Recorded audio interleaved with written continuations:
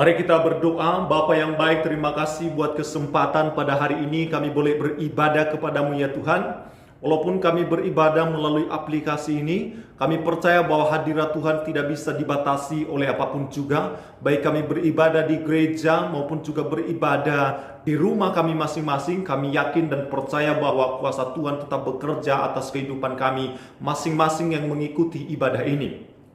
Sebelum kami mendengarkan firman-Mu ya Tuhan, tolong kami untuk memahami apa yang menjadi isi hati-Mu di dalam memperagakan kehidupan ini, di dalam melakukan berbagai tugas yang Tuhan percayakan bagi kami. Kami melakukannya dengan penuh tanggung jawab dan untuk memuliakan nama Tuhan. Itu sebabnya kami meminta tuntunan Tuhan untuk berbicara bagi kami, memberkati kami melalui firman-Mu ya Tuhan, sehingga itu dapat menuntun langkah kami seturut dengan kehendak-Mu. Berbicara ya Roh Kudus, di dalam nama Tuhan Yesus kami telah berdoa dan mengucap syukur. Haleluya.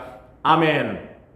Saudara-saudari, kita lanjutkan apa yang menjadi pembicaraan kita di sepanjang bulan ini. Saudara, tema kita pada saat ini yaitu hidup yang bisa beradaptasi.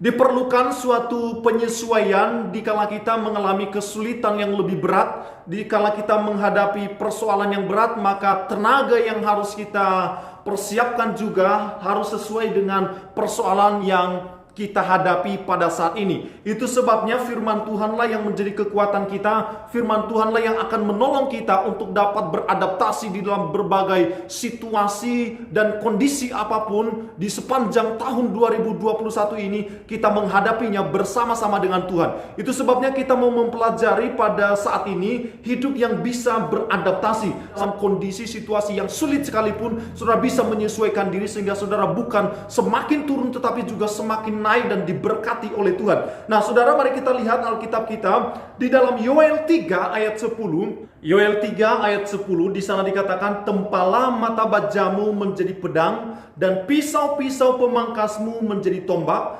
Baiklah orang yang tidak berdaya berkata, aku ini pahlawan." Alkitab mengatakan biarlah orang yang tidak berdaya seperti kita. Mungkin orang menganggap kita sebagai orang yang tidak berdaya. Mungkin orang menganggap kita sebagai orang biasa. Tetapi kalau kita bisa beradaptasi, kalau kita bisa menyesuaikan diri kita dalam kondisi, situasi yang sulit, keadaan yang sangat sulit sekalipun, kalau seseorang bisa beradaptasi terhadapnya, maka dia bisa menjadi pahlawan. Pahlawan artinya, saudara-saudari, menjadi penyelesaian persoalan, menjadi berkat bagi banyak orang, berkorban dan hadir untuk menjawab setiap persoalan, setiap masalah yang ada di sekitar. Bukankah kita dipanggil untuk menjadi solusi bagi orang-orang yang ada di sekitar kita? Bukankah kita dipanggil untuk menjadi berkat bagi banyak orang? Itu sebabnya tema kita pada saat ini yaitu hidup beradaptasi, hidup yang bisa beradaptasi.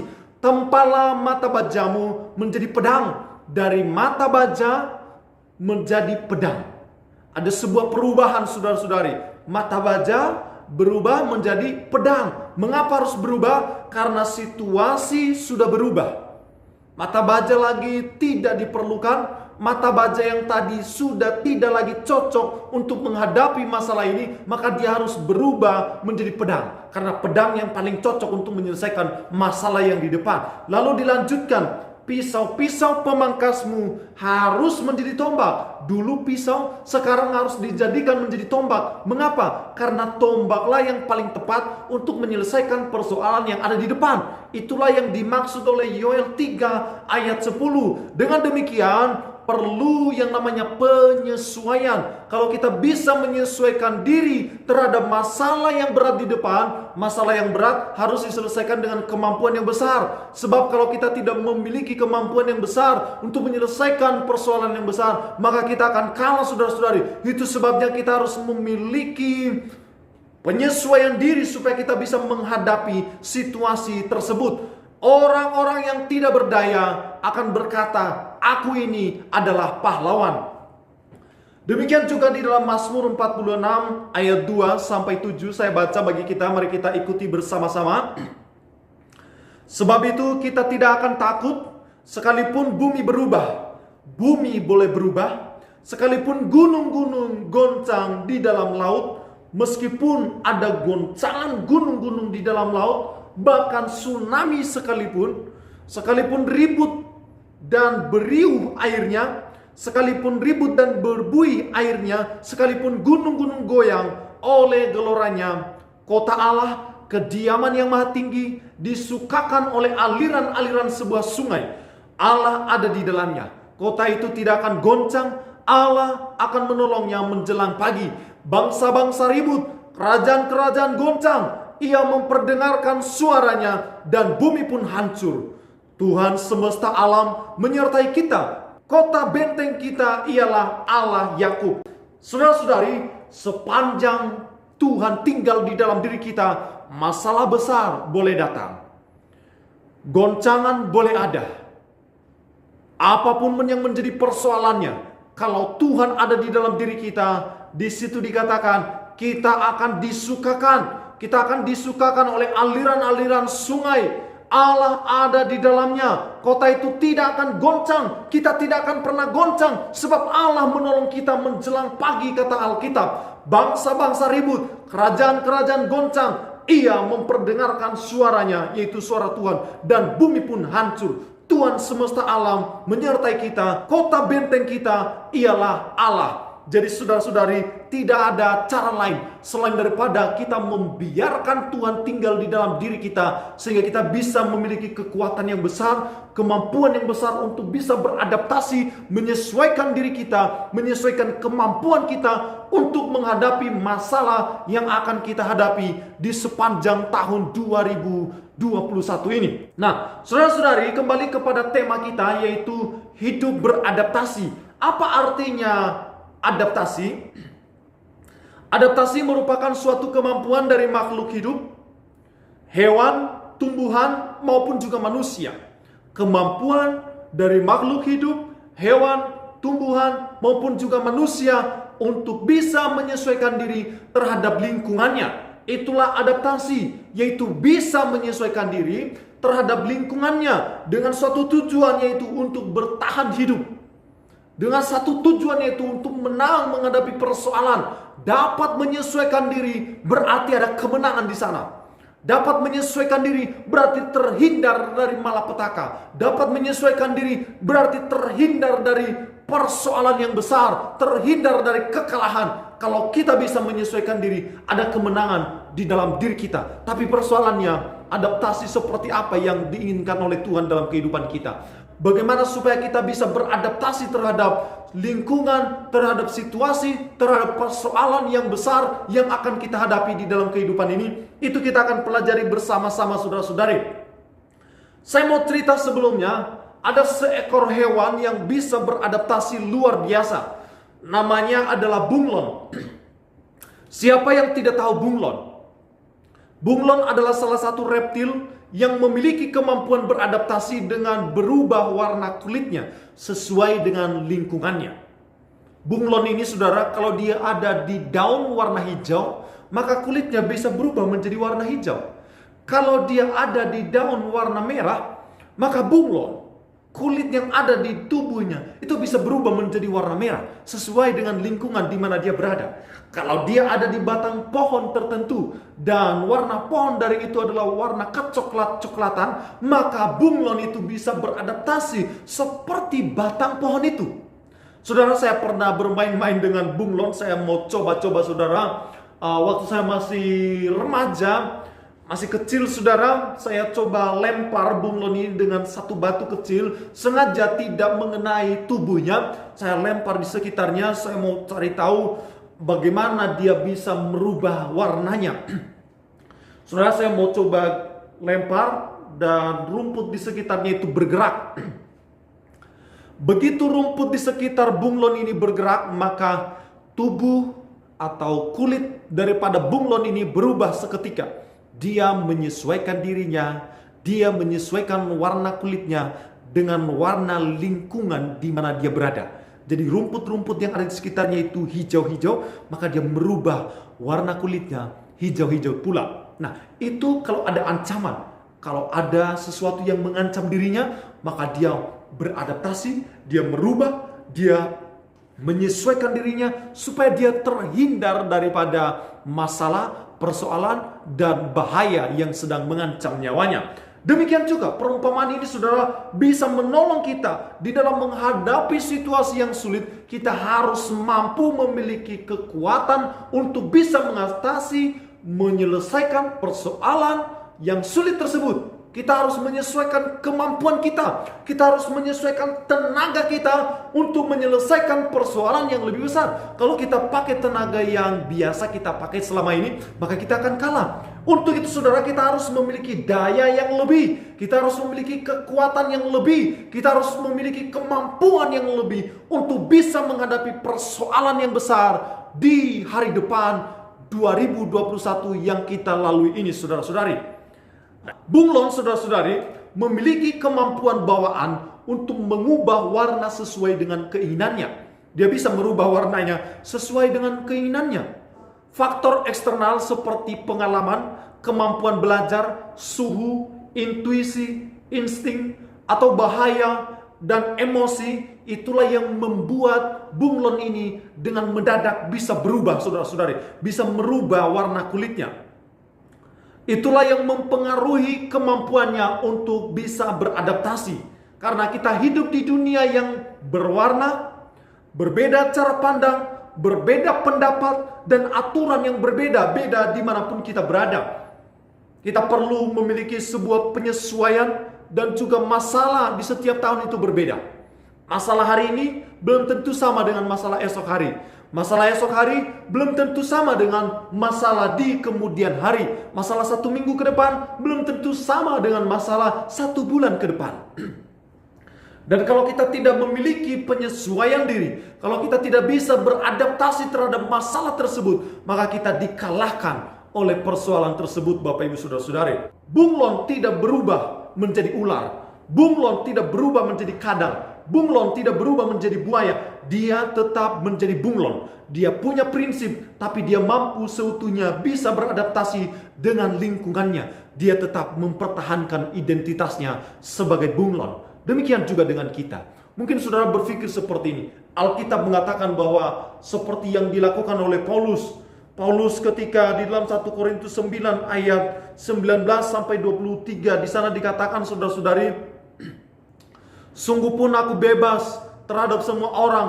Aku menjadikan diriku hamba dari semua orang, supaya aku boleh memenangkan sebanyak mungkin orang. Demikianlah bagi orang Yahudi. Aku menjadi seperti orang Yahudi, supaya aku memenangkan orang-orang Yahudi. Bagi orang-orang yang hidup di bawah hukum Taurat, aku menjadi seperti orang yang hidup di bawah hukum Taurat. Sekalipun aku sendiri tidak hidup di bawah hukum Taurat, supaya aku dapat memenangkan mereka yang hidup di bawah hukum Taurat. Bagi orang-orang yang tidak hidup di bawah hukum Taurat, aku menjadi seperti orang yang tidak hidup di bawah hukum Taurat.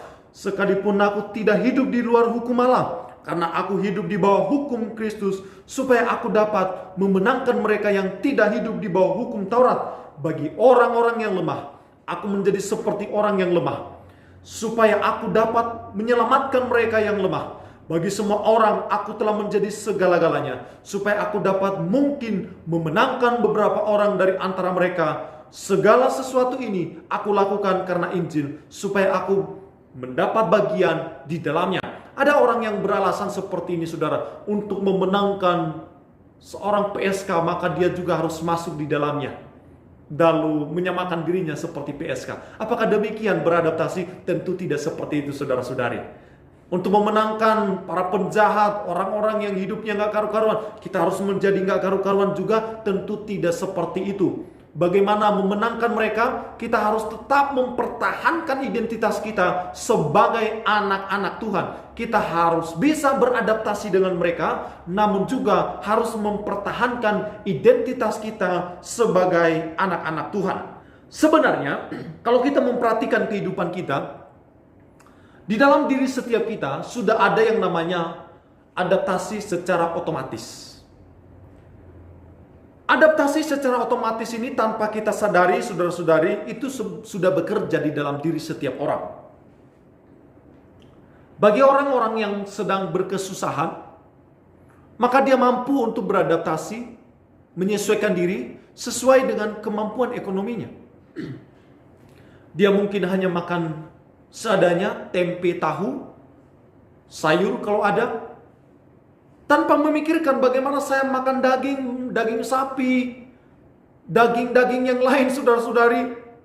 Tanpa memikirkan semua itu, dia bisa beradaptasi sesuai dengan apa yang dia peroleh. Dan tidak menginginkan hal yang lain. Baginya tempe, tahu, telur, ikan asin, itu makanan yang paling enak. Itu makanan yang sudah cukup bagi dia.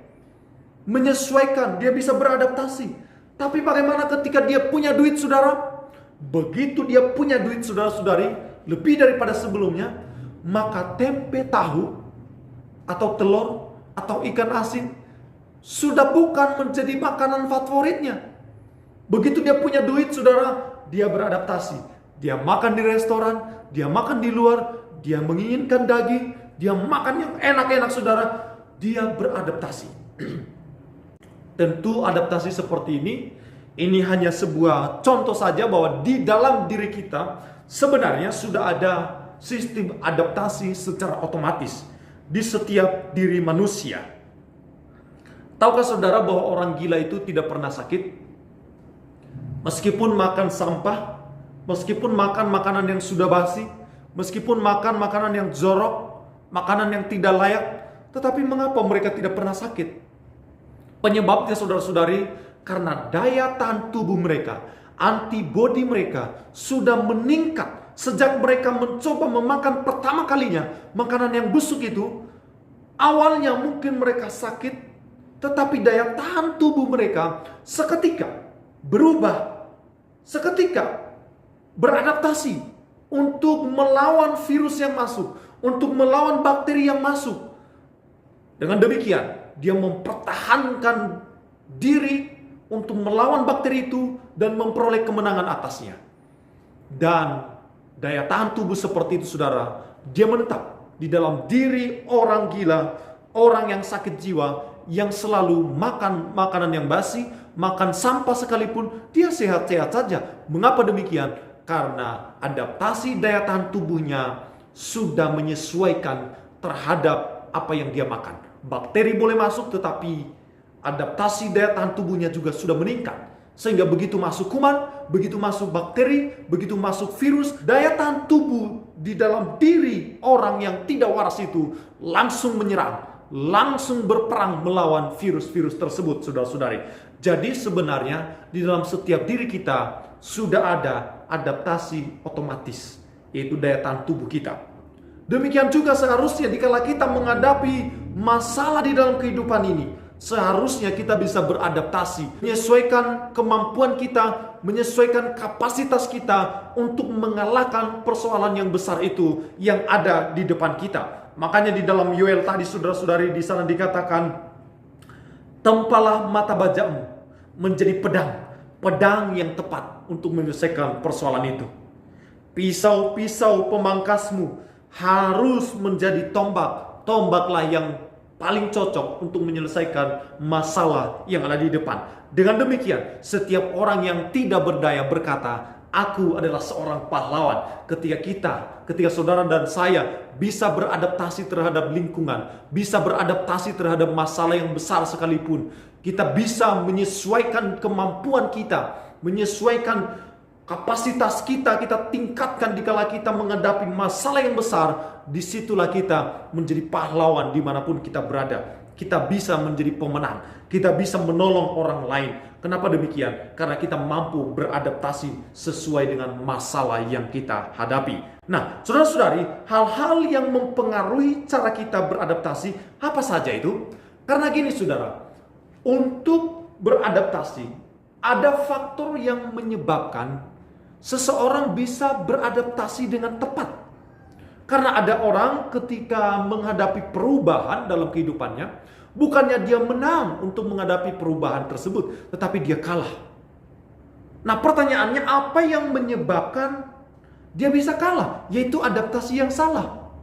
Dia tidak mampu menyesuaikan diri. Dia tidak mampu untuk beradaptasi terhadap lingkungannya, terhadap persoalan hari ini, bahkan persoalan yang akan datang di depan. Dengan demikian, saudara-saudari, kita belajar hal-hal apa saja yang mempengaruhi cara kita beradaptasi. Yang pertama, saudara-saudari, hal-hal yang mempengaruhi seseorang untuk melakukan adaptasi terhadap masalah-masalah yang ada di sekitarnya. Yang pertama, saudara-saudari, yaitu hubungan yang bersangkutan dengan Tuhan. Hubungan kita dengan Tuhan itu mempengaruhi bagaimana kita bisa menyesuaikan diri terhadap masalah tersebut. Hubungan kita dengan Tuhan, itulah yang sangat mempengaruhi apakah kita mampu beradaptasi terhadap persoalan yang besar yang kita hadapi. Apakah kita bisa menyesuaikan diri terhadap masalah tersebut sehingga kita bisa menjadi pemenang.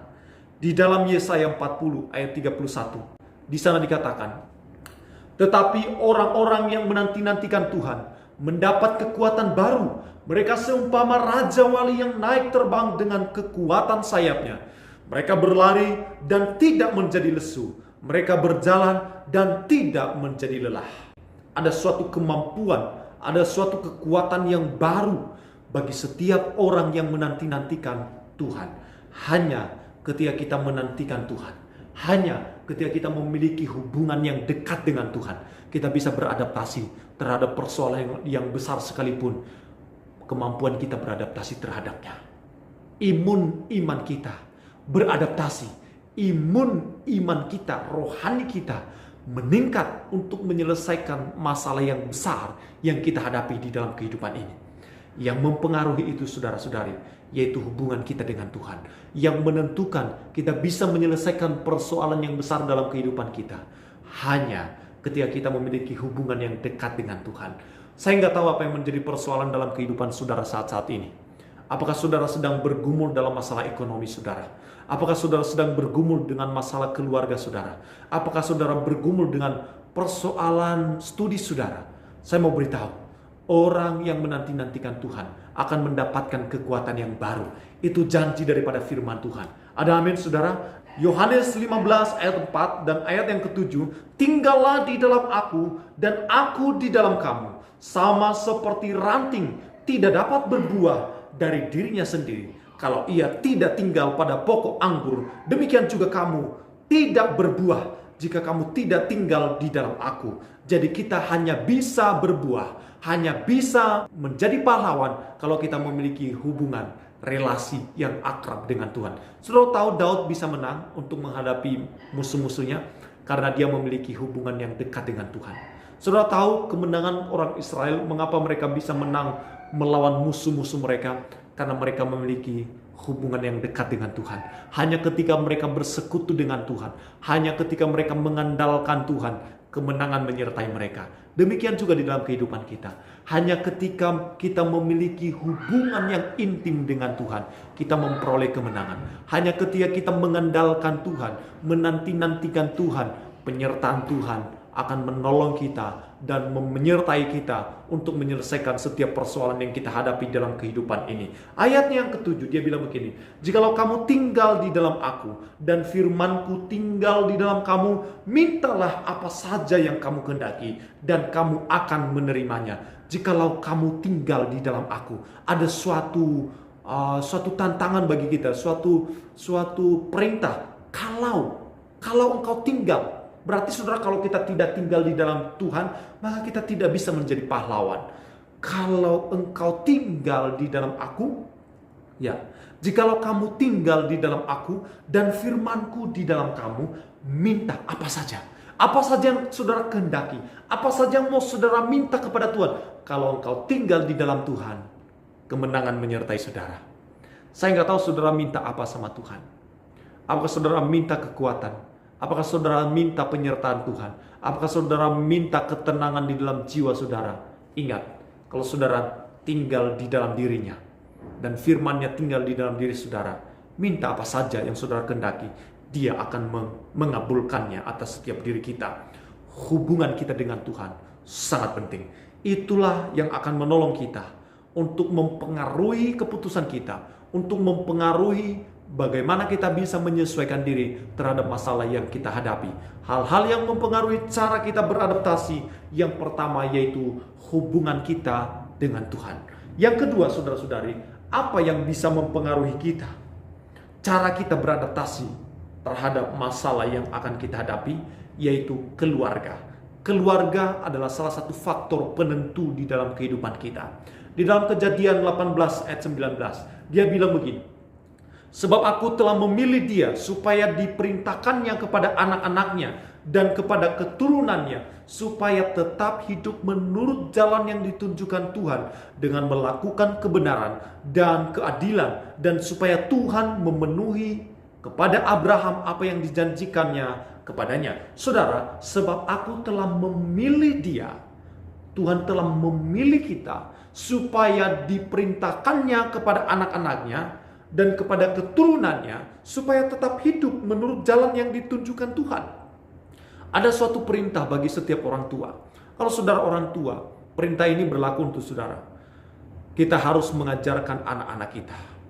Kita harus mendidik mereka. Kita harus mengajarkan mereka karakter Tuhan. Mengapa demikian? Karena keluarga adalah salah satu faktor yang menentukan apakah anak itu mampu mengatasi persoalan yang akan dia hadapi di masa yang akan datang. Keluarga akan membentuk karakternya. Keluarga akan membentuk cara pandangnya. Keluarga akan menentukan semua apa yang menjadi keputusan dan pilihan-pilihan yang dilakukan oleh anak kita. Kita juga demikian. Apa yang kita lakukan hari ini, apa yang menjadi pola pikir kita hari-hari ini, itu juga penentunya, salah satunya yang mempengaruhi kita adalah oleh karena didikan di dalam keluarga. Kalau kita melihat orang tua kita, kalau kita memperhatikan hari-hari keluarga kita sebagai seorang pedagang, maka kebanyakan anaknya juga akan menjadi pedagang. Karena itu yang diperhatikan di setiap harinya. Nah saudara, mari tunjukkan sikap hidup yang benar terhadap anak-anak saudara. Kita tunjukkan sikap hidup takut akan Tuhan, sehingga anak-anak kita dapat terpengaruh oleh tindakan-tindakan kita, oleh kebiasaan-kebiasaan yang kita lakukan. Kebiasaan-kebiasaan kita itulah yang akan ditiru oleh anak-anak kita. Jadi apa yang mempengaruhi cara kita beradaptasi? Yang kedua yaitu keluarga kita. Yang ketiga saudara-saudari, apa yang mempengaruhi cara kita beradaptasi? Yaitu orang-orang terdekat kita. Di dalam 1 Korintus 15 ayat 33 sampai 34. Di sana dikatakan, janganlah kamu sesat, pergaulan yang buruk merusakkan kebiasaan yang baik. Sadarlah kembali sebaik-baiknya dan jangan berbuat dosa lagi. Ada di antara kamu yang tidak mengenal Allah. Hal ini kukatakan supaya kamu merasa malu. Janganlah kamu sesat. Jadi saudara-saudari, pergaulan yang buruk itu adalah dianggap sesat oleh Tuhan. Pergaulan yang tidak sehat, pergaulan yang merusak hidup kita, itu dianggap sebagai kesesatan oleh Tuhan. Kepada siapa kita bergaul, itu akan menentukan cara pandang kita, akan menentukan pilihan-pilihan kita, akan menentukan, mempengaruhi cara kita beradaptasi, bagaimana kita menyelesaikan masalah kita, itu juga dipengaruhi oleh orang-orang terdekat kita. Bagaimana menghadapi masalah yang besar, cara kita memandang masalah itu sangat dipengaruhi oleh orang-orang yang ada di sekitar kita.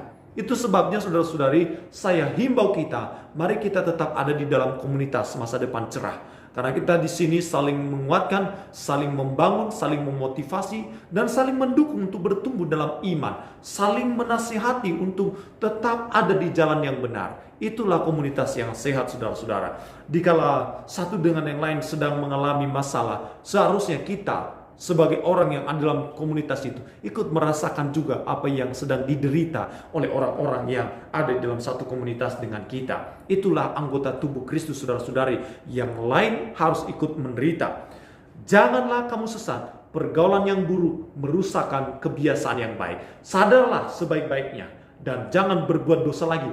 Kalau kita salah bergaul, itu juga suatu dosa. Nah, saudara-saudari, karena itu saya ajak kita untuk memperhatikan hal ini.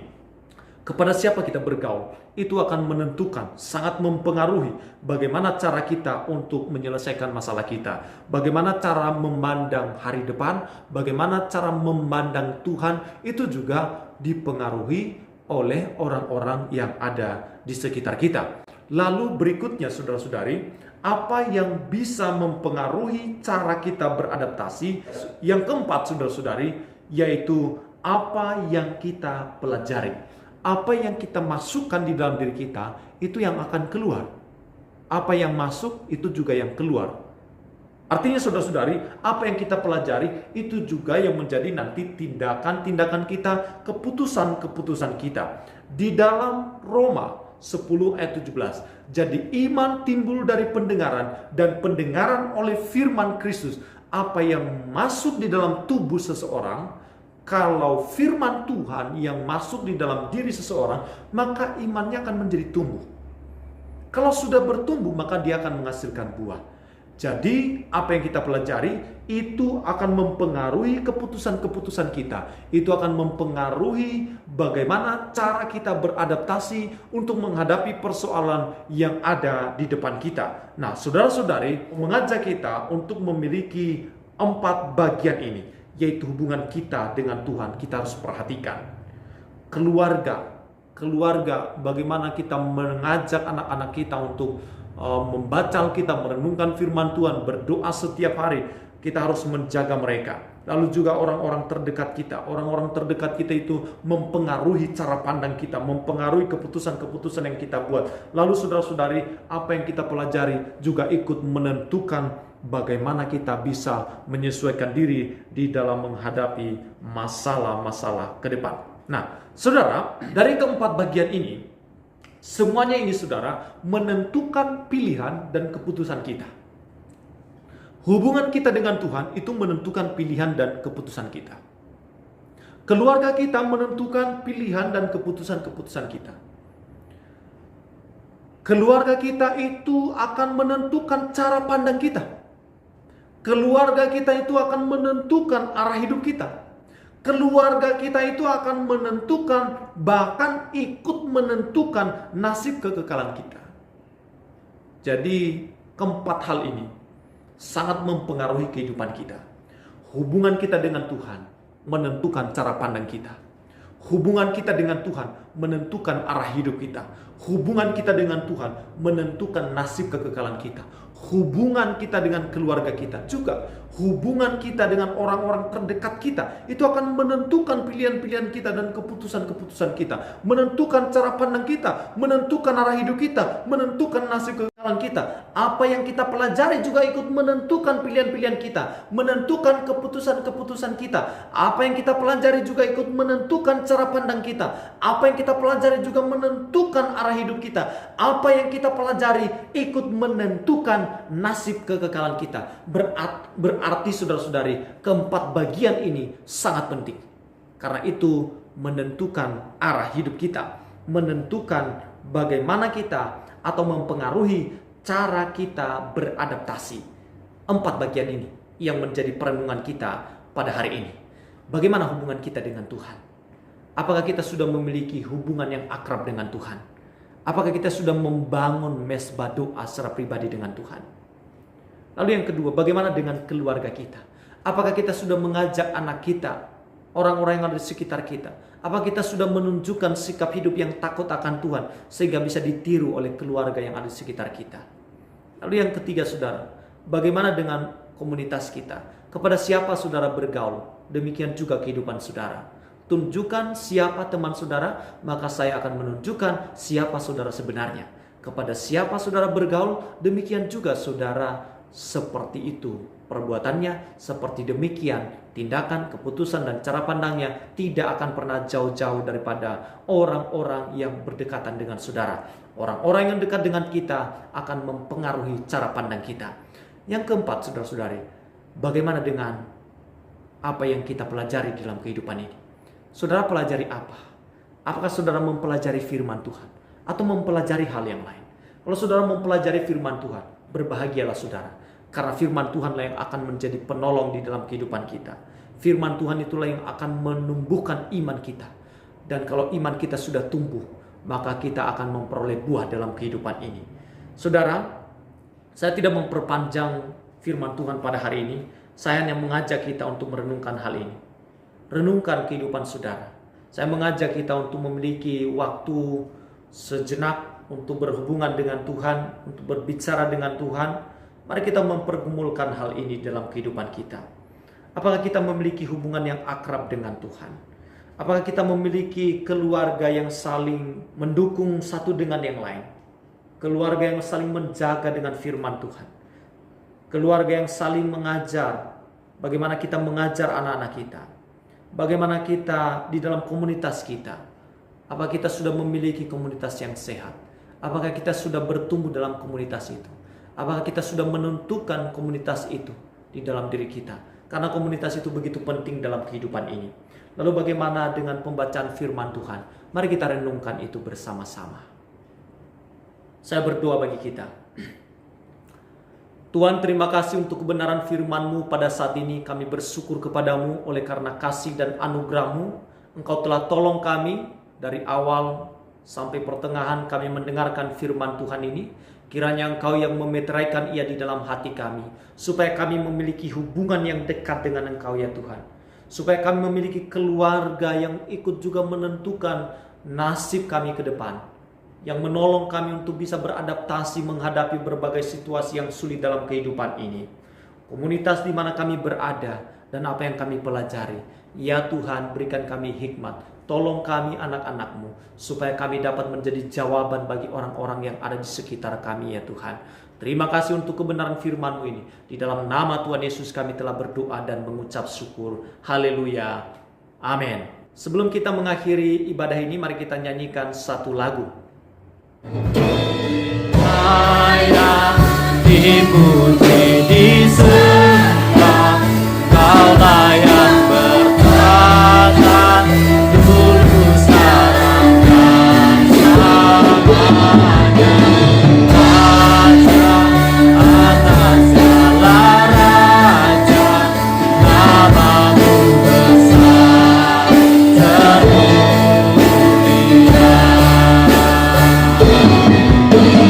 Layak dipuji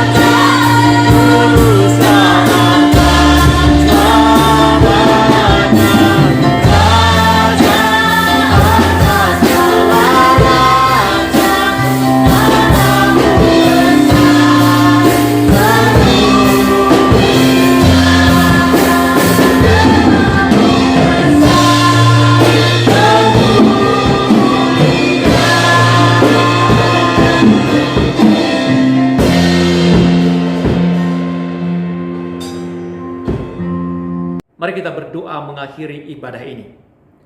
Bapa yang baik, terima kasih untuk kasih setia Tuhan dan kebenaran yang telah kami terima.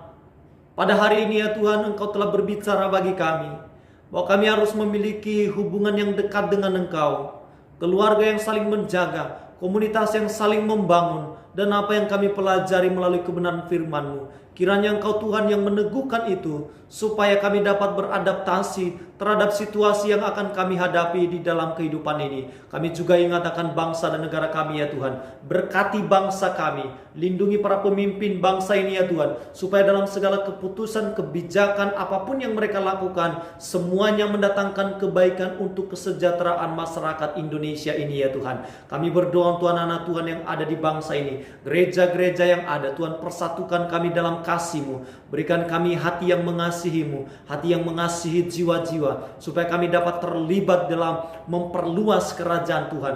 Pakai setiap umat-Mu ya Tuhan. Perlengkapi kami dengan firman-Mu, perlengkapi kami dengan keberanian untuk memberitakan Injil-Mu, memberitakan kebenaran-Mu. Terima kasih ya Bapa yang baik. Dan saat ini kami mau mengakhiri ibadah kami. Kami mau mengangkat tangan kami untuk menerima berkat daripada-Mu. Damai sejahtera daripada Allah Bapa, kasih daripada anaknya Tuhan kita Yesus Kristus, dan persekutuan daripada Roh Kudus yang akan menuntun kita, mengajar kita, membawa kita kepada kebenarannya, sehingga apapun yang kita lakukan, yang kita kerjakan, dibuatnya kita berhasil sampai Tuhan Yesus datang kedua kalinya, akan memberikan kita pengharapan di dalam Tuhan. Terimalah berkat ini hanya di dalam nama Tuhan kita Yesus Kristus. Sama-sama kita katakan amin. Selamat hari Minggu, Tuhan Yesus memberkati kita semua. Amin.